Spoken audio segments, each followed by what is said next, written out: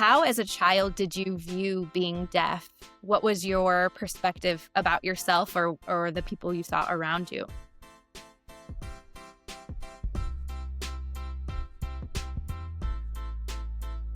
Welcome back to the Shoes and Souls podcast. Today we are back with part 2 of our conversation with Austin Cary. I do want to let you know as you watch today's episode, the topics we discuss can be difficult to watch. Austin is very open and honest about struggles from his life. We are praying for you as you view today's episode. Due to the nature of this tough conversation, it would be easy to feel overwhelmed and discouraged. But it's our hope that you would see how God uses everything for His purpose and His plan, and how that was done in Austin's life as God led him to the unique work God has for him.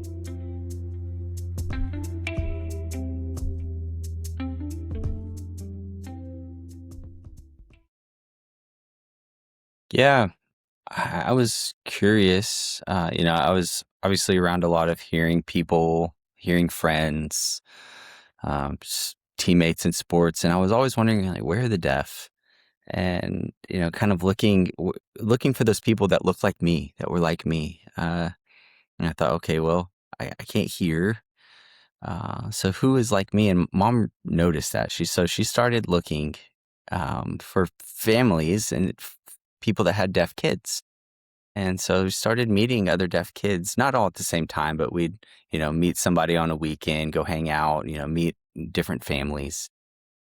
And I noticed some of these trends, these commonalities, but with these different families.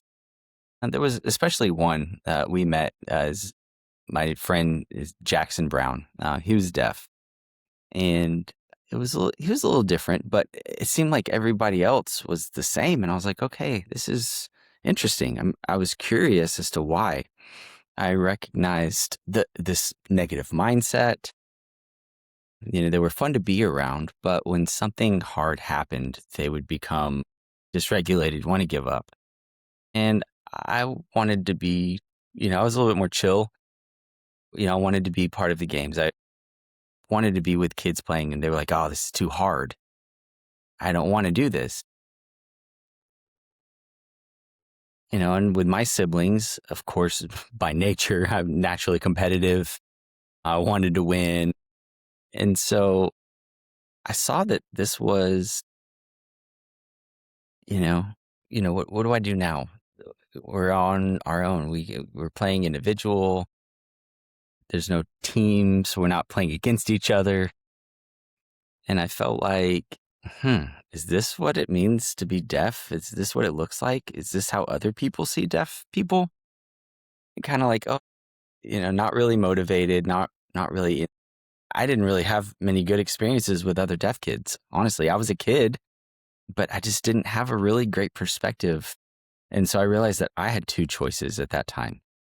I started thinking about, well, here are my two choices. I either become like them, or I become what my parents have always told me I could be. They would always say, hey, you can do whatever you want. You have to work for it, but you can do it. So whatever you decide, whatever you put your mind to, you can do it. And that really, to me, sounded better than this kind of passive, not doing anything mentality that these kids had. And so this really started building I kind of developed this kind of resistance to being deaf, to looking like some of those people. And I wanted to learn how to talk. And I said, I don't want you to sign at home. I was afraid. I was kind of embarrassed by being deaf, because this was my vision of, this is kind of what I thought other people were seeing as what I was seeing with some of these. I don't want that to be part of my identity. I don't want to look like that. So pretty soon, as a few maybe weeks, months went by, I said, hey, this is too hard for me. I don't understand trying to talk and reading lips. And so I told, my family, my mom, dad, brothers, sisters, I said, yeah, please sign. But with everyone else, I wanted to look like I was hearing, try to talk, and I was still struggling. And so as I became a teenager, it got worse. I felt more angry against God. So I had been learning about God through my family. I grew up in a Christian home. They taught us about God, and I felt like, man, that's your God. That's hearing God. He doesn't really understand me. My parents didn't even fully understand me because they didn't know what it was like to be deaf. And so if God is so good, then why did he make me deaf? Why do I have to struggle like this? That's kind of where I was going. And it was really hard to me. I was feeling isolated. I was feeling lonely. Um, I really started getting down. I was sad, a little depressed. There were different triggers that, were happening. I had some suicidal thoughts. I was really struggling. Mom would always come alongside me, and a lot of times, I would catch my mom kneeling by her bed praying. And I'd be looking for mom. Where's mom? Where's mom? And I'm like, Mom, what are you doing? And she's like, well, I'm praying. I didn't really understand or connect that she was praying for us, praying for situations, praying for her kids, her family. But I would see this and I'd say, oh, well, mom, anyways, I, kind of interrupt her and say, Mom, I need these things. But as I've looked back now that I'm older, I recognize that mom was a prayer warrior.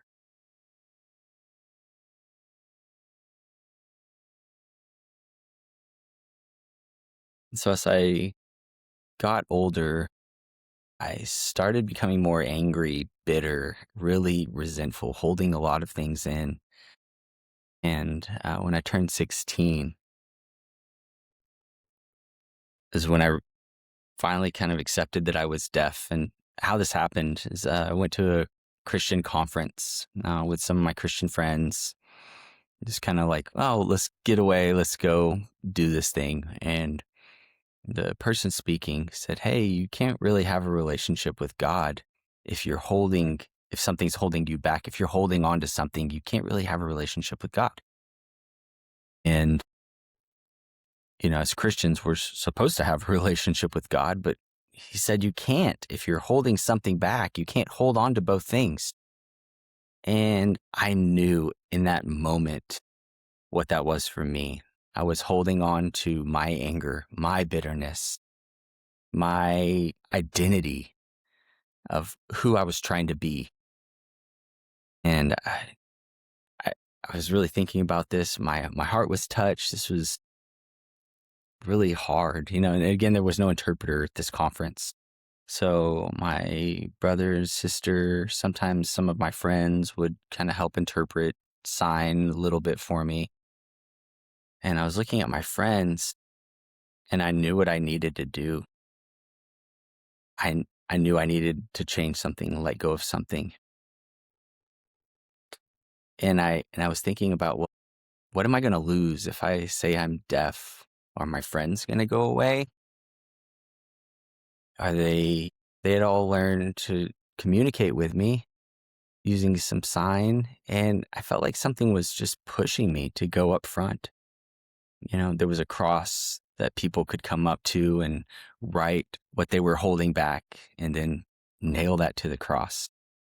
And that was just a sign of surrender, saying, hey, I'm giving up this thing. We're not holding this back anymore. And so I felt this push to go up there. So I walk up to the front and write this down, bitterness and, all the things that were going on in me. And I nailed it to the cross. And I felt like chills. I can't even describe really what I was feeling, but I felt love. I felt like this burden was gone. It was lifted. And I was like, wow, oh, I don't have to pretend to be something I'm not. And I felt like I could just be me. And it felt so much easier. I didn't feel like, I felt like at that moment, of course, I'm still learning how to transition back into identity as a deaf person. But in this moment, I lost it. Tears are pouring down my face. I ran to the bathroom. I'm sitting in a stall, and I'm just crying.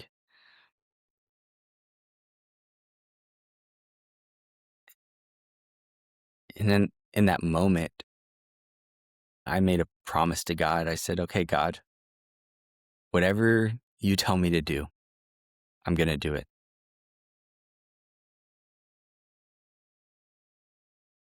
And I've thought about that promise to God.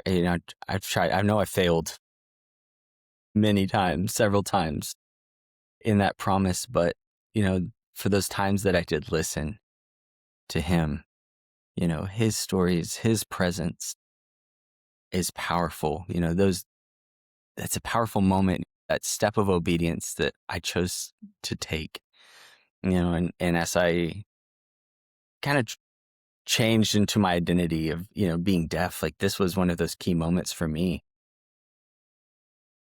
When I was able to accept him as my savior, as my God, and, making that decision to follow him.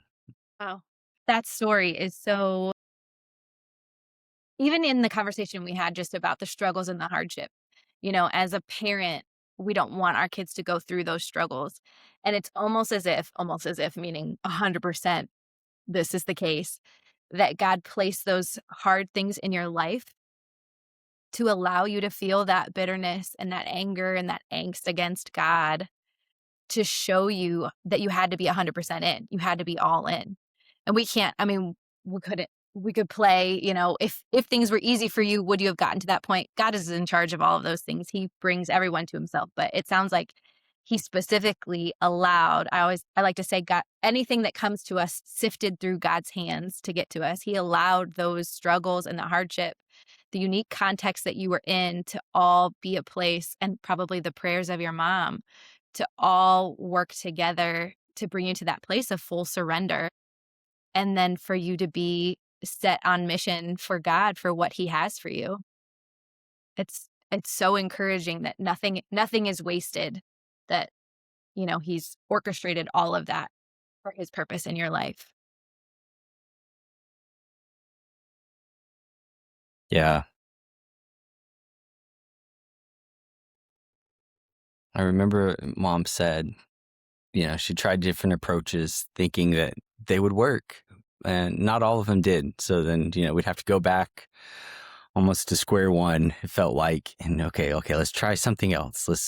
We'll see what else is out there.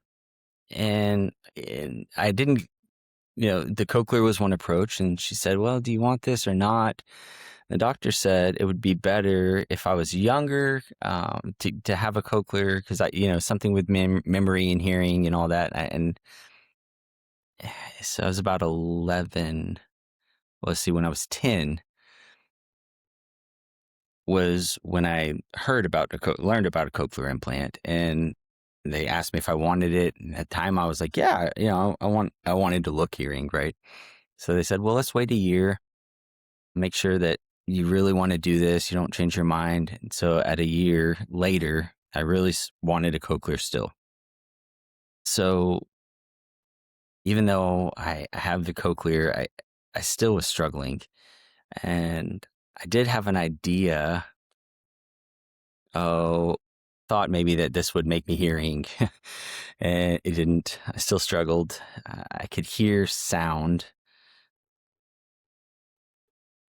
but I didn't know what I was hearing.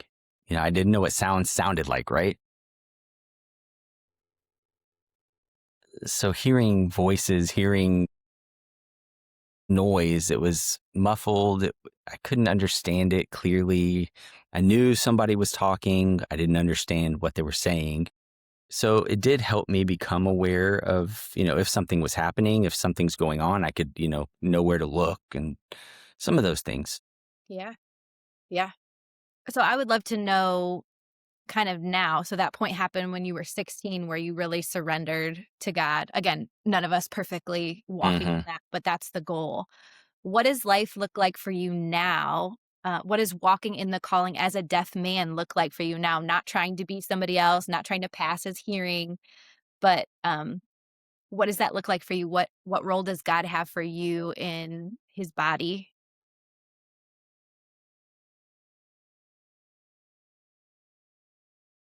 So shortly after that, making that decision to follow him, went on a mission trip to Panama and went to an island there. And we were making contact with hearing people in Panama. And something interesting happened through that because I had we had a practice week. During that week, there was like a training, and at that time, everyone was, I mean, really on fire for God. Myself included. We were praying, we were in His Word, reading, journaling, all doing all these things. Going through these trainings, and some of them saw the way that God could heal, and so there was a little bit of a, I don't know if it was a test, but during that training week, they prayed for me to be healed because they knew me growing up, my desire to be able to hear. And so they prayed for healing. But that time, it felt a little off. I thought, well, yeah, I can believe that He can heal me. I don't know. This is strange. Something was off. So they were praying. And so they were in Panama with a group of people, and people were putting their hands on my head, on my body, on my ears, and they were praying, and they started yelling, and I was kind of wondering. I was like, well, wait a minute. I think I've decided to accept who I am. Now they're praying for me to be healed. Wait a minute. This doesn't kind of fit. And I'm thinking to myself all these thoughts. I don't want to be hearing. I don't want this. And all of these people are praying for me to be healed. But inside, I'm thinking, no, I don't want to be hearing. I want to be deaf. I've accepted this. And they started getting frustrated as they're praying. And I don't know if that was a test or I don't know what was going on, but it was really interesting. Kind of, as I'm going back to when I was a kid, my aunt going to church, they asked the church to pray for me. Even as a little kid, there's this kid, he's struggling, their family's struggling. And so this man came to me and said, hey, God told me somebody will be healed. God told me that he will be healed. And I had that in the back of my mind. I asked my mom, is this true or not? I've always kind of had I know that God can heal, but so, going back to Panama, it was just really interesting to experience something like that. And, obviously I'm still deaf. And, I was involved in several more mission trips. I went to Thailand, India, Panama again, not to the same place, but a different area. Been to Puerto Rico. And after that first hearing trip, the rest of them were led by deaf people. We went to deaf areas where, they were using their different sign languages. And, it was challenging for me to learn these different sign languages and, would try to have basic conversations using their own sign language. And, at that time, I wasn't trying to teach them ASL because that can cause a change in their language. I wanted to be respectful of their languages. So I was trying to learn their sign language and use their sign languages to communicate.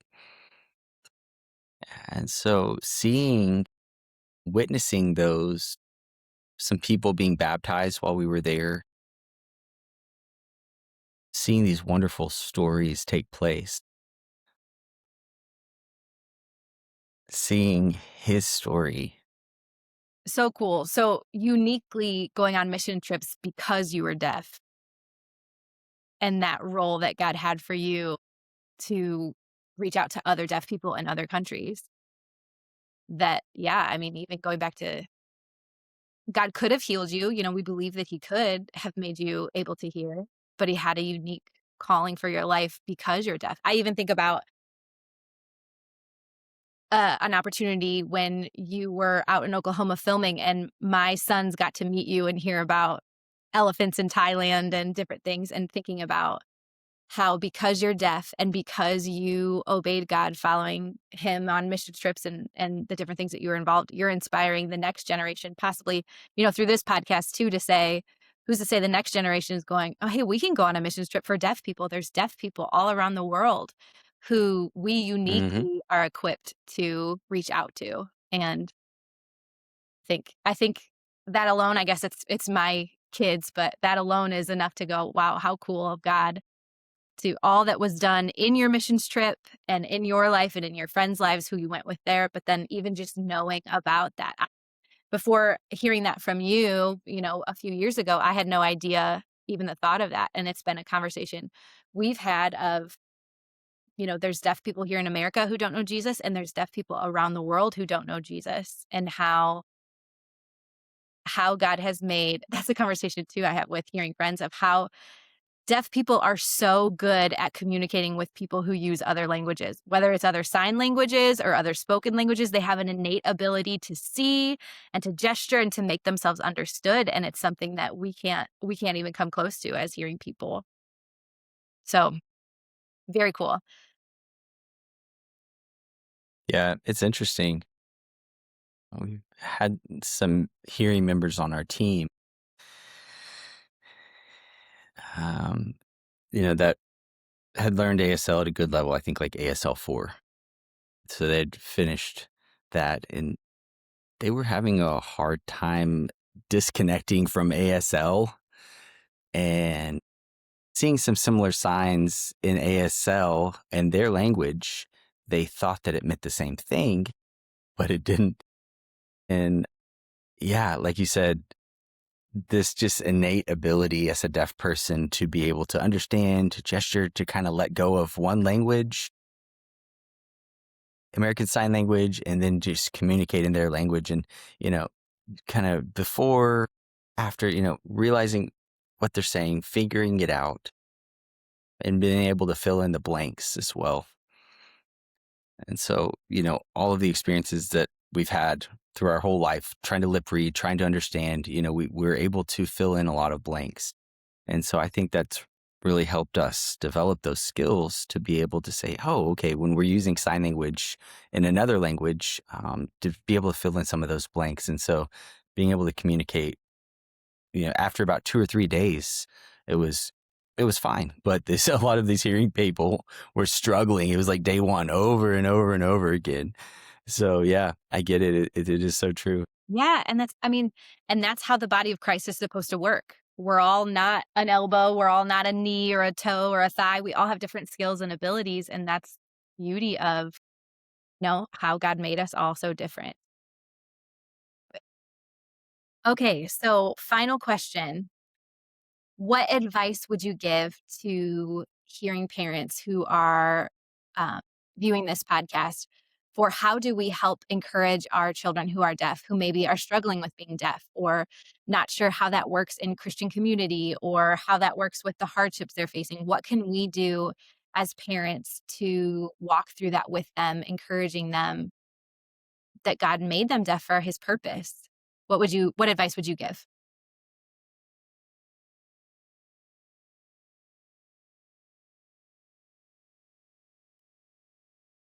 To be honest, there's two things I'd like to share. Looking back on the hardships that I went through in my life, it's important for kids to have those experiences, to make sure that they're involved. you know, I was involved in scuba diving. I was involved in a lot of different sports. I had struggles with learning how to lip read, all of these different things, but to get them involved, to face the challenges, to have those experiences. My